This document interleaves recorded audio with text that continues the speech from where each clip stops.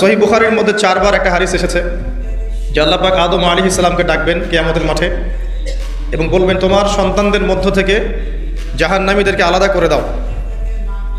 আদম আলাইহিস সালাম বলবেন কতজন হে আল্লাহ?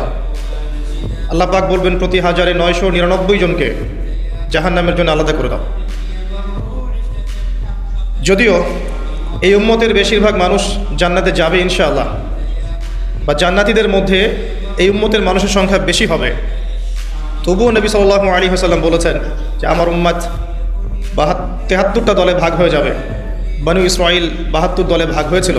ওয়া তাফতারিকু উম্মতি আলা 73 মিল্লা, আমার উম্মত 73টা দলে ভাগ হয়ে যাবে। কুল্লুহুম ফিন্নার, প্রত্যেকটা দলই যাবে জাহান্নামে, ইল্লা মিল্লাতান ওয়াহিদা, একটা মাত্র দল ছাড়া।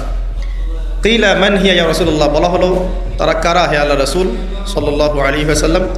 নবীজি বললেন মা আনা আলাইহি ওয়া আসহাবি, আমি যার উপরে আছি আমার সাহাবীরা যার উপরে আছে। আর দুর্ভাগ্যজনক হচ্ছে ইসলামের নামে যত দলাদলি হয়েছে সবারই এই একটাই দলিল যে মা আনা আলাইহি ওয়া আসহাবি, আমি যার উপরে আছি আমার সাহাবীরা যার উপরে আছে।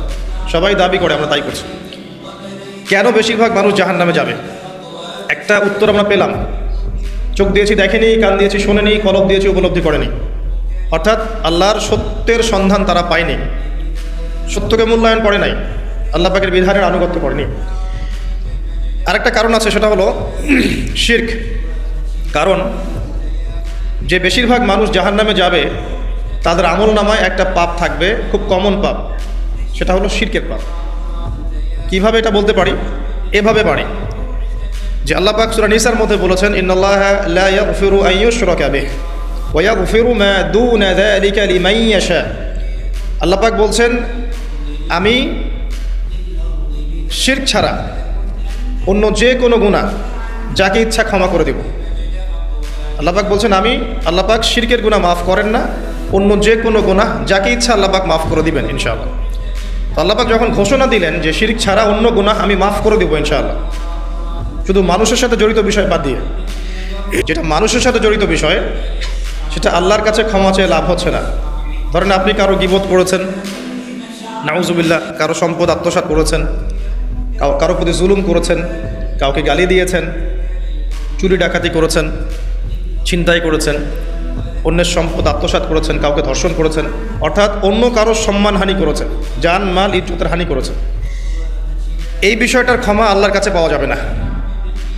এই ক্ষমাটা ওই বান্দার কাছে নিতে হবে যে ভাই আমি আপনার গীবত করেছিলাম, আমাকে মাফ করে দেন। ভাই আমি আপনার সম্পদ চুরি করেছি, এই নেন, ফেরত নেন। ভাই আমি তোমার জমি আত্মসাৎ করেছি, এটা তোমার, তুমি নিয়ে নাও।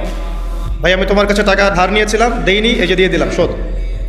প্রতিটা বিষয় যেটা মানুষের সাথে জড়িত, হাক্কুল ইবাদ, এটা আল্লাহর কাছে ক্ষমা হবে না, এটা তার কাছেই ক্ষমা নিতে হবে, এবং এটা খুব কঠিন বিষয়। এর জন্য একটা কলবুন সালিম দরকার হয়, মানে সৎ মনের দরকার হয়। আর এই সৎ মন অনেক দাড়ি টুপির ভিতরেও থাকে না। আমি কি বুঝাতে পারছি? এই মনস্তাত্ত্বিক সততা দাড়ি টুপি জুব্বা পাগড়ির ভিতরে নাও থাকতে পারে, এটা ভিতরের ব্যাপার। যার কলব যত বেশি পরিচ্ছন্ন আলোকিত, সে তত বেশি সৎ হবে ইনশাআল্লাহ। কোনো কোনো ক্ষেত্রে আমরা এমনও দেখেছি যে একজন নন মুসলিম হিন্দু সম্প্রদায়ের মানুষ, সে মাপে কম দিচ্ছে না, একজন মুসলিম দিচ্ছে। কোনো কোনো ক্ষেত্রে দেখবেন আপনাদের এলাকায় আগে হিন্দু সম্প্রদায় বেশি ছিল না, আমার জানা মতে রংপুরের এই জায়গায় তো আগে শহর ছিল, তাই না? এখনও এখানে অনেক নিদর্শন আছে।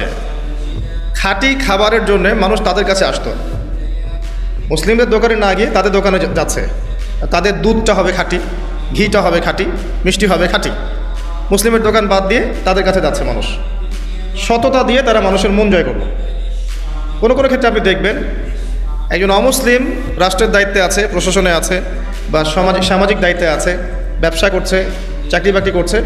কোনো কোনো ক্ষেত্রে দেখা যায় যে তারা অনেক মুসলিমের চেয়ে বেশি সৎ।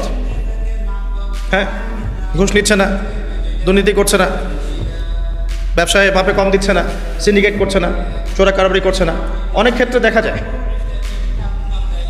এই শ্রেণীর মানুষদেরকে আল্লাহ পাক হেদায়েত দিয়ে দিতে পারেন। যাদের মনের মধ্যে আল্লাহ পাক সততা দেখবেন, আল্লাহ পাক তাকে হেদায়েত দিবেন ইনশাআল্লাহ, এটাই নিয়ম। আর যার হৃদয়ের মধ্যে সততা নাই, বাহ্যিকভাবে যদি মনেও হয় যে সে জান্নাতের পথে হাঁটছে, এমন হতে পারে দিন শেষে ও জাহান্নামেই যাবে, নাউজুবিল্লাহ।